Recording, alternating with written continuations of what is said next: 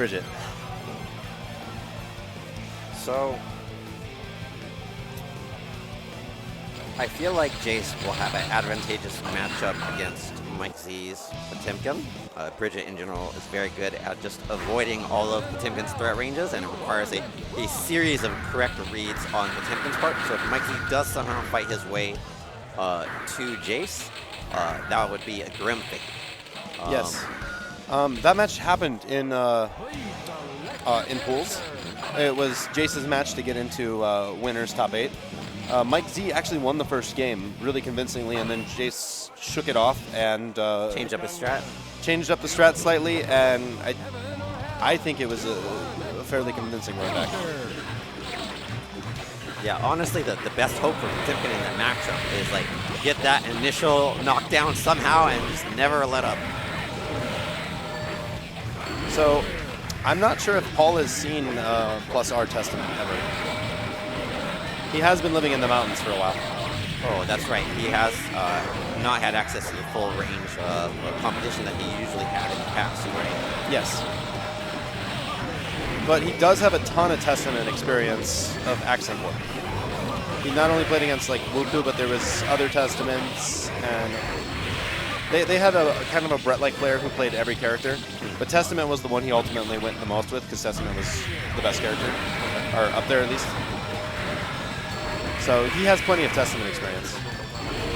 So it looks like the Brett is taking a conservative style with Testament, trying to play it safe and get those safe hits anti-air, or try to make Teyah run into the trees and nets.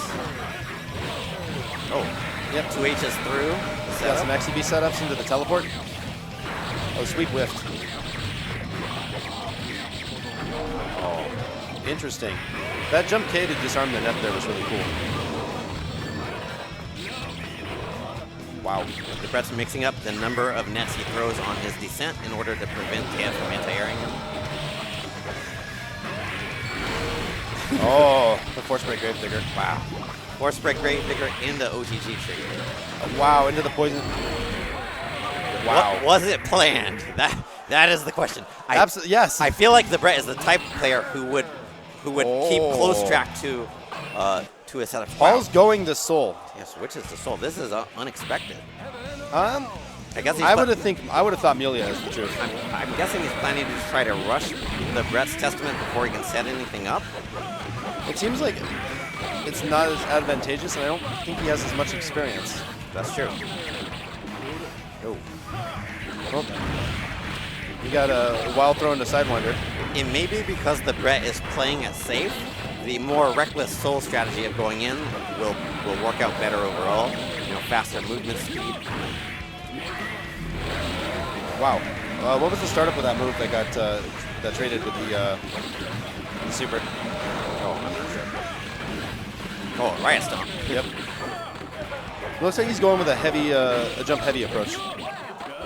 Yeah, jump heavy is very effective against Testament. It's pretty tough for him to deal with. So assume Teyah wins this game. Does the Brett switch to a different character? Like, say, a Johnny? Yeah, he would absolutely switch to Johnny. I think Johnny's Soul is actually in Johnny's favor. And that would be a matchup in particular he'd be very familiar with playing as Johnny. Although it's looking like that is not necessarily a possibility. I guess Teyah's up around. So this is set point to the Brett. Oh, wild throw.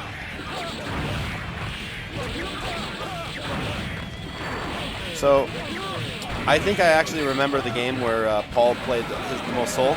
It was Guilty Gear Slash. Oh, yes. I remember playing Soul a lot back then. Soul was his main, actually, right? He hadn't really switched to Zato full-time. So I realized this when I watched the combos he's been doing off of Wild Throw, where like the one-hit Sidewinder into the Air Volcanic Viper knockdowns. It does seem quite rusty. Yeah, it seems very Guilty Gear Slash. Oh. Air IPs the net and gets an extra double jump. But that's it. That's Brett's win.